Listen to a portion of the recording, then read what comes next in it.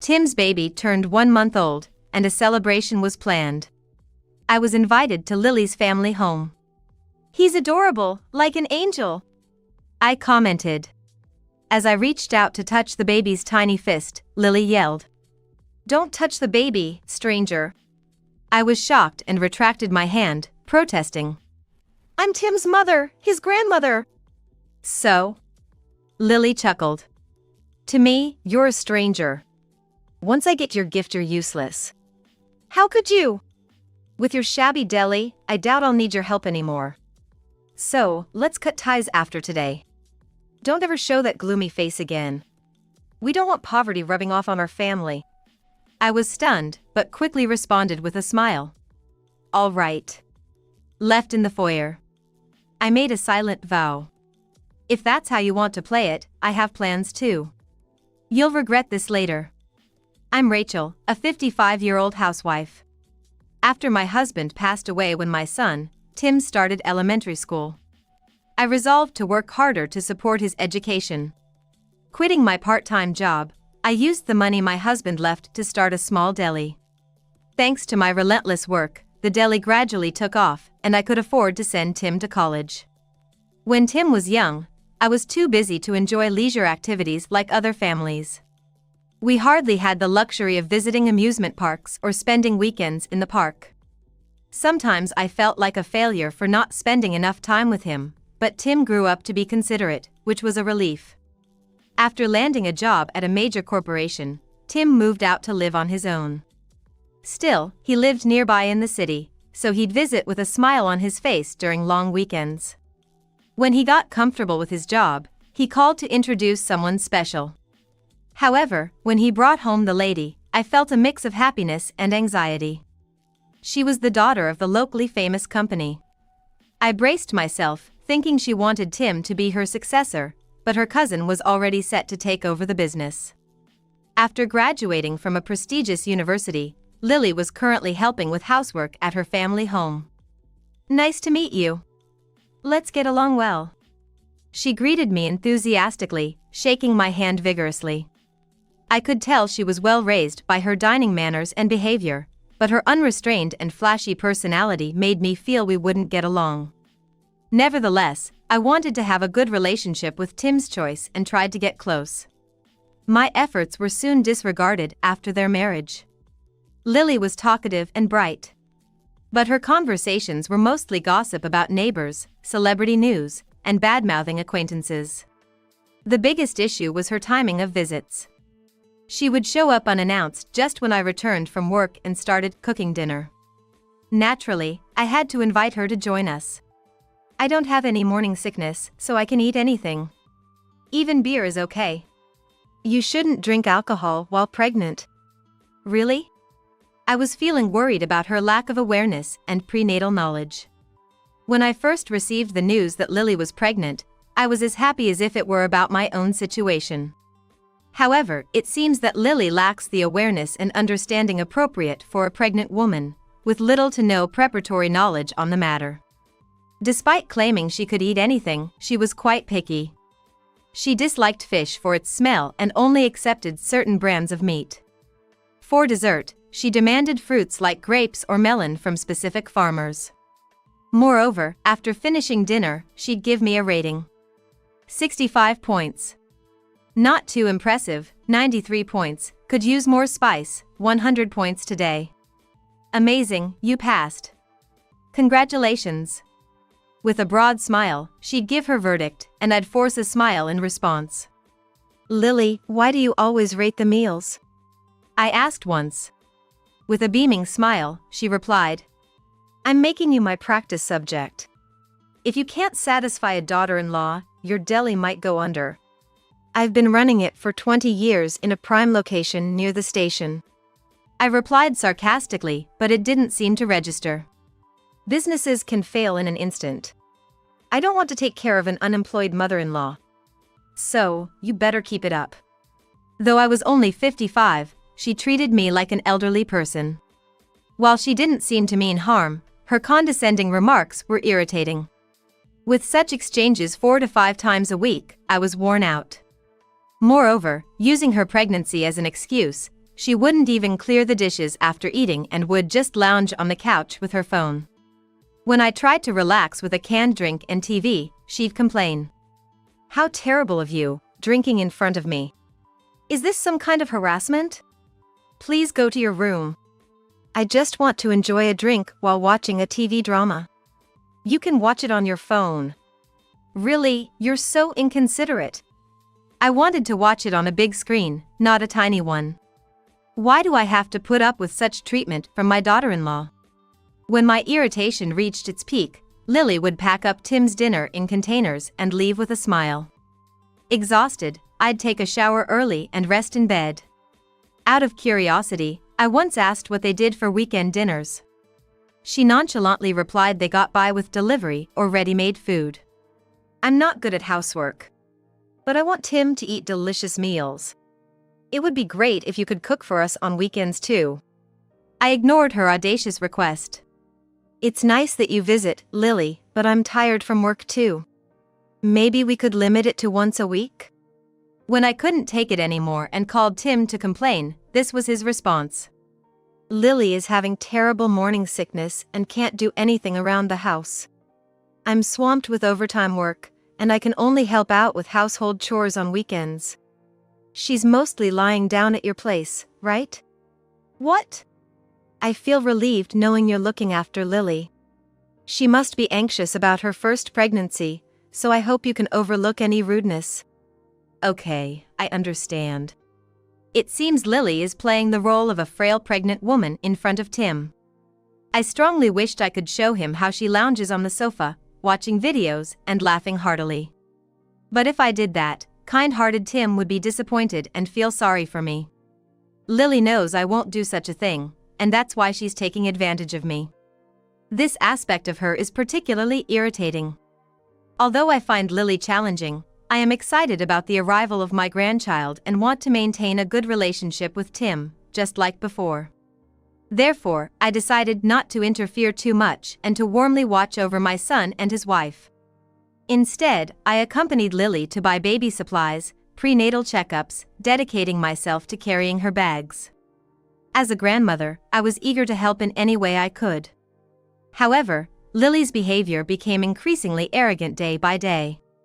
Recently, she even started ordering large furniture online right in front of me. What do you think of this? But it's expensive. Shall I buy it for you? That was my mistake. Afterwards, she began to demand expensive baby items one after another. Imported goods are more stylish, right? It would be so amazing to have a matching set.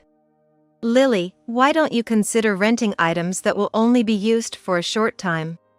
There are also affordable and sturdy domestic brands. I inadvertently blurted out, to which Lily glared at me. Don't you want to give your grandchild the best? There's no end if you always look at the most expensive options. Basically, you just don't want to spend money, right? Ugh, how annoying. My parents would easily shell out like $20,000 without a second thought. I thought to myself, why not ask your parents then? But she seemed to have no intention of relying on them. Saving money won't do you any good when you're gone. Let's just splurge. Her rude words left me speechless. I was so angry, I almost yelled back, mind your own business. But I couldn't. It would be unfair to put Tim in the middle of this. Trying to remain calm, I said. Anyway, use rentals for things that can be rented. There's a limit to my savings. Fine. Lily replied, visibly displeased. My relief at her agreement was short-lived. That evening, Tim called me. Did Lily ask you to buy a bunch of baby stuff? Yes, she did. I'm sorry. I thought she was using the money I gave her to buy those things. I was surprised when I noticed an influx of high-end baby clothes and toys. I could sense Tim's confusion over the phone. She's spent quite a bit, hasn't she? Should I pay you back? No, it's okay, I was planning to buy some things anyway. I'm really sorry. Lily was hoping for a girl, and when we found out at the hospital, she just got carried away. I thought this was more than just getting carried away, but I refrained from criticizing Lily and changed the subject. It's great that it's a girl, just as she wanted. She's just lost perspective on money because she's from a wealthy family.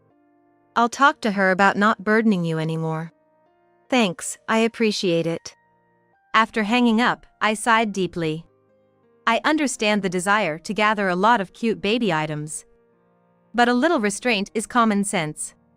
Thankfully, after Tim spoke to her, Lily stopped asking for expensive baby items. I wished she wouldn't come around anymore, but she continued to visit as if nothing happened.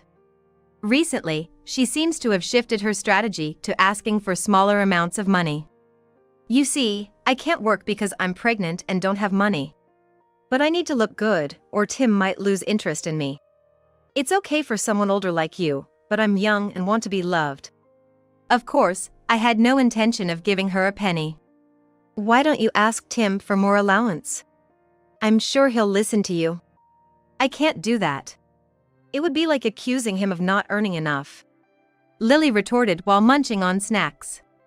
Being a manager at a big company at 30, he's earning more than his peers, I think. But my dad earns more. I almost blurted out, then ask your dad for money. But I swallowed those words in desperation. Lily always carries high-brand bags and wears well-tailored maternity clothes. She must be getting plenty of pocket money, yet her wanting more seems too selfish.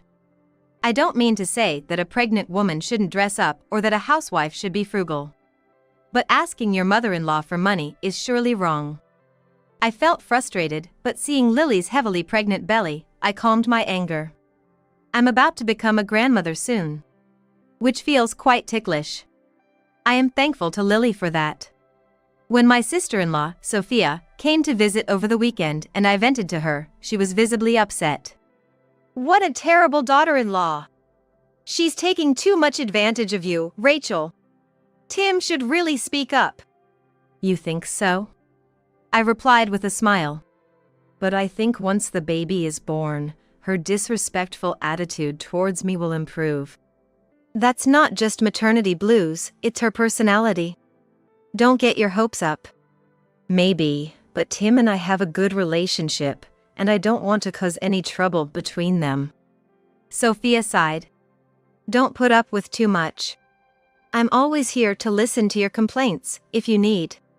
Thanks, Sophia. I smiled at her. For now, I'll just pray for my grandchild's safe arrival. Soon, Lily gave birth safely. I wanted to meet the baby, but she went to her parents' house right after being discharged from the hospital, so I decided to wait until Lily's condition improved. Tim, visiting his in-laws after work, sends me daily photos of the baby. I'm filled with anticipation about how adorable the baby will be when I finally meet them. When the baby was about a month old, Tim contacted me. Lily wants to have a baby's welcome party. A welcome party? She wants to invite relatives to her parents' house. Is it okay if we invite our family too? Her dad and the others are up for it. That sounds good. Why not invite the same guests as at the wedding? I'll do that. Then, I'll get in touch with them. My relatives, all living in the county. Love celebrations and would be happy to come. As expected, they all responded positively to the invitation. On the day of the event, I arrived a bit early with a birth gift to greet Lily's parents first. When I rang the doorbell of the grand house surrounded by a high fence, the voice of an elderly woman responded. It turned out that a housekeeper was always there since Lily's parents were often away due to work. That must have been the person who answered the call. Lily, in a floral dress, greeted me at the entrance, holding the adorable baby in her arms. Both my parents got called into work unexpectedly and aren't home yet. Busy even on a Sunday. As I was about to enter, greeting her, Lily bluntly asked, "Where's the birth gift?" "Oh, here it is." Handing the baby to the waiting housekeeper, Lily watched intently as I rummaged through my bag. When I handed over the gift, she snatched it and opened it on the spot. She pulled out the contents, her face twisting in displeasure. "That's too little." "Sorry?" "Well, I guess it can't be helped, coming from someone poor." She checked the gift, while the housekeeper stood behind her, holding the baby. The baby yawned adorably in her arms, and I couldn't resist. I approached the housekeeper to get a closer look at the little one. "He's adorable, like an angel," I said as I reached out to the baby's tiny clenched fist. His wet-looking black eyes were fixated on something. "Strangers shouldn't touch the baby." Suddenly, a loud voice startled me, and I retracted my hand. The startled baby began to cry, and the housekeeper, following Lily's command, hurried to soothe him. "Take him to the room, quickly."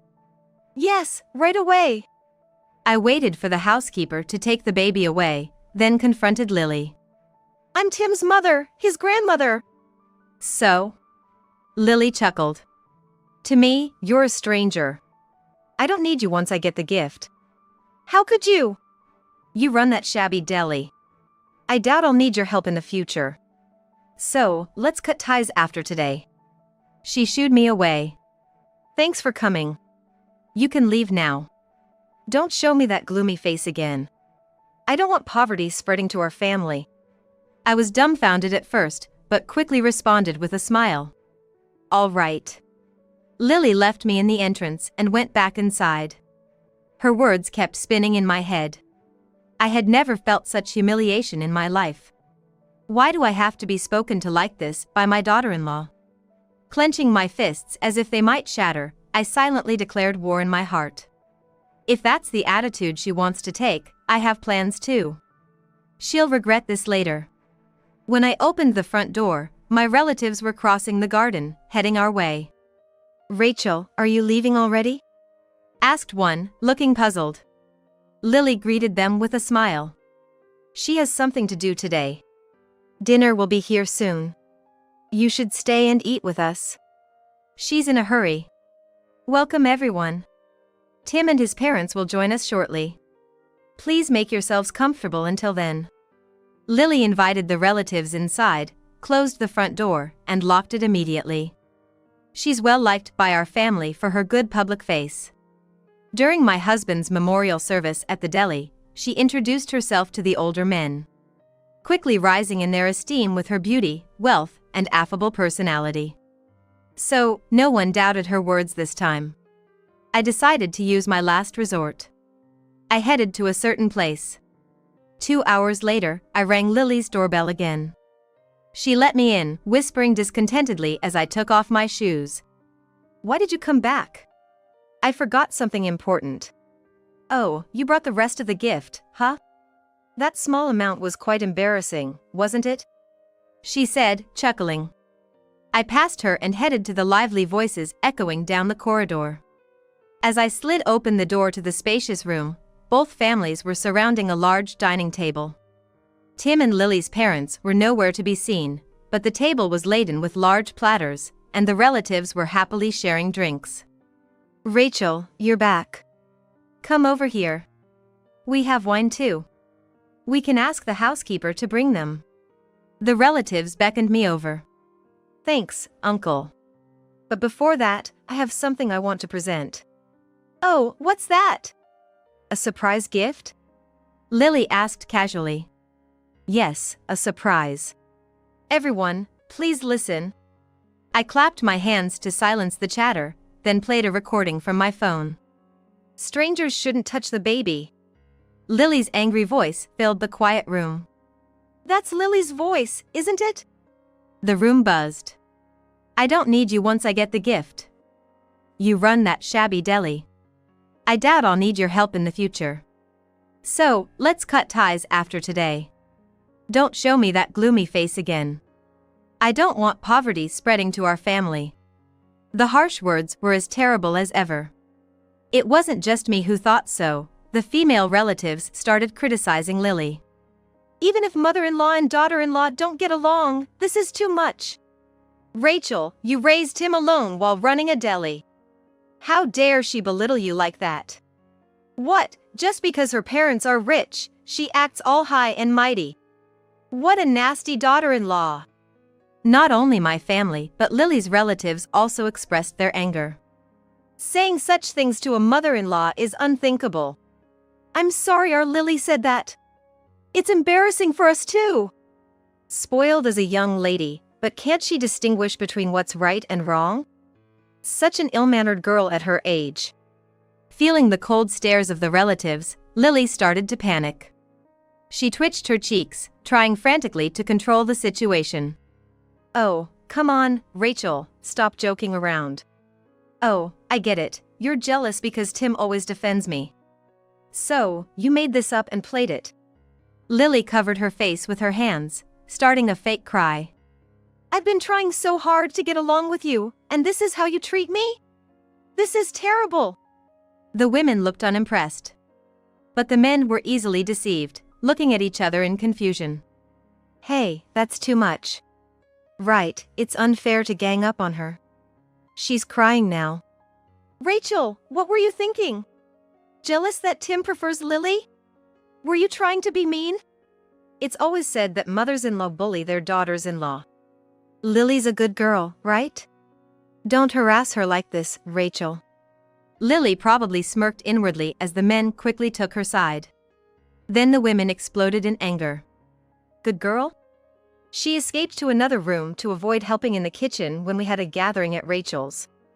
Just ignored us and kept flirting with the men." "Exactly. When we all brought homemade dishes, she lied about injuring her hand and brought store-bought food, then bragged that hers was the best." Men are really weak against this type. They have no discernment.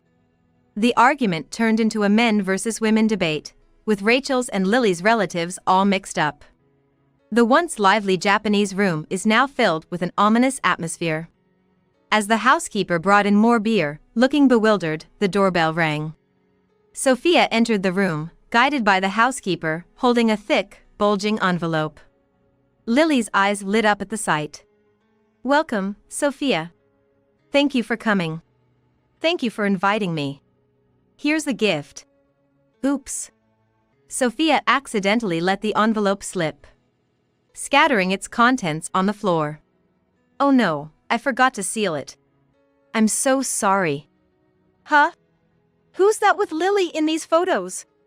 A relative picked up a photo and murmured suspiciously. Lily turned around in shock. But before she could collect the photos, several relatives grabbed them, exclaiming in horror. "Oh! Isn't this a cheating scene?" The photos were shocking, showing Lily hugging a strange man, kissing him as they got out of a car, and entering a motel. Lily tried to explain in panic. "No, it's not what it looks like. He's just an acquaintance. He loves physical contact. I went into the hotel because he said he felt sick." Her excuses sounded desperate. Even the men who had defended her were now looking at her coldly. Then, as the final blow, Sophia turned on her voice recorder. The conversation between Lily and the man played out. "Soon my child will be born. Can't wait. Just keep quiet about it, Tim will think it's his child. Shame, but it's necessary. Tim's so simple, he thinks you're just a friend. Hilarious. We're the same blood type as Tim, it'll work out. What if the baby looks like you? We'll figure it out." Their laughter ended the recording. Lily, pale-faced, turned to Sophia. "Why do you have this?" "Oh, didn't I say? I'm a detective." Sophia grinned. "Rachel asked me to investigate you. You were spending too much and acting suspicious. And sure enough, it was infidelity. I was going to keep this to myself, not wanting to ruin your marriage. But Lily, you didn't seem to want to change, so I thought it was time for a reality check." Lily glared at Rachel, furious. "It was your doing." As she lunged at Rachel, Sophia quickly grabbed her arm, intervening. Shaking off Sophia's grip, Lily raised her voice. "Listen. Don't tell Tim. If we divorce, it'll be pitiful for the baby. It'll be miserable being abandoned by its father right after birth. You all agree, right?" Her selfish logic was astounding, but desperately, she sought agreement from the relatives. "Tim loves children. If he doesn't know, he'll love this baby. So everyone, keep this a secret, please." A low voice rumbled from the depths of the room, freezing everyone in place, including Lily and me. We all turned toward the sound to see Tim standing in the doorway. Judging by Sophia's expression, it seemed he had sneaked in with her and had been eavesdropping in the hallway. "Tim," Lily stammered as he approached her. His face was filled with contempt and anger. "Before you got pregnant, Lily, the four of us used to go out for drinks, including that other woman's husband. I never thought you two would meet alone after that. You were both mocking me, weren't you?" "Please, I'm sorry. Don't say we're getting divorced, okay?" Lily begged with a pleading look, but Tim yelled at her. "Of course we're getting divorced.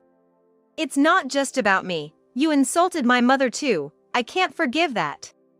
After a tense stare down, Lily finally gave in. "Fine, we'll divorce. But I'm keeping custody of the child. I've always wanted a baby." She stated this defiantly, as if she had done nothing wrong. Everyone watched the exchange between Lily and Tim with bated breath. Lily then spoke dreamily, hands clasped. "The baby will look like me and be incredibly beautiful. I'll dress her in stylish clothes and take her everywhere. Young and beautiful me with my adorable daughter will be like celebrity mother and daughter. She'll definitely be a model or actress one day. I'm so glad I had a daughter." Hey, a child isn't an accessory. Are you raising her just to show off? That's sad for the child. Single motherhood is tough, you know. Can you really handle working and raising a child? I interjected, to which Lily laughed shrilly. Who do you think I am? I'm the daughter of the company. Unlike your deli, I have plenty of money. My parents will help, and with housekeepers and babysitters, I won't have to bother with childcare. I can live leisurely without working. After boasting, she smirked. But being a single parent might be a disadvantage, so I plan to remarry. Maybe an IT company's handsome CEO next time. He'll let me have more freedom. That's the plan, huh, Lily? Sophia called out, and her parents emerged from behind a door, having been hidden all along. Sophia explains to us who are speechless in shock. Actually, Lily's parents also asked me to find out what their daughter was up to. Today, she was hiding under the guise of going to work, so they asked me to uncover her true nature. You wore a cat mask in front of your parents. Lily's parents stepped into the center of the room and apologized to us. Everyone, I apologize for my daughter's behavior. Rachel, Tim, we don't know how to make amends. Lily, pale as a sheet and trembling, looked shocked. Her father sighed deeply. To think my own daughter would repay kindness with such disgrace. But, Dad! Lily turned to him, tears in her eyes. She snuggled up to her father. I was just getting back at Rachel for being mean to me. You believe me, right, Dad? As I opened my mouth to refute, Lily's mother interjected sharply. Don't lie. Rachel would never do such things. Lily's mother looks back at me and declares. As a fan of that shop, I cannot tolerate what you just said. Huh? Lily's father explained to her, whose eyes widened. We've been fans of her deli for a long time, haven't we? We used to order from there for our home parties. It's been known for its healthy and delicious food, even before you married Tim. What? Sweating. Lily realized she had ignored her parents' stories. Her mother continued. We've overlooked your whims till now, but this time, we can't forgive you. Your behavior towards Rachel and Tim is too much. Exactly. Lying, belittling others, cheating, then trying to pass off another man's child as your husband's. It's despicable. Her father looked at her coldly. After today, we're cutting ties with you. What? What am I supposed to do now? I can't work. Figure it out. You're 30, aren't you? When will you stop relying on others? Marry that guy, he's the real father, right? He said he won't divorce his wife. No, I can't work. Lily wailed. Tim, I'm sorry. It was all my fault. She started begging. Please forgive me for everything. Uninterested in Lily's crumpled family, the guests left their half-eaten meals and unfinished drinks behind and departed. leaving the room eerily empty with the remnants of the failed celebration. Lily, who didn't want to work, cried and refused to divorce, but was eventually persuaded by her parents, who grudgingly agreed to sign the papers. They even covered her alimony. Later, Lily was kicked out of her parents' home. With money borrowed from them for moving and initial expenses, she moved into an apartment and started living alone. Her parents, not trusting her with the baby, decided to take the child and raise it themselves. They even demanded child support and acknowledgement from the baby's biological father. Lily, used to a life of leisure, must be struggling with her first job. After all, she has to repay her parents for the moving expenses and the alimony. She doesn't have time to dress up or have fun like she used to, and she seems to be working hard every day with her hair all messed up. Lily and I, along with Tim, have cut ties, but we still maintain a relationship with her parents. They came to my place with an apology gift after the fiasco. "We didn't raise her right. We're so sorry, Tim and Rachel." Their tearful apologies helped alleviate some of my lingering anger. Gratefully, they continue to favor my deli. The business has thrived on word of mouth, with more customers than ever before.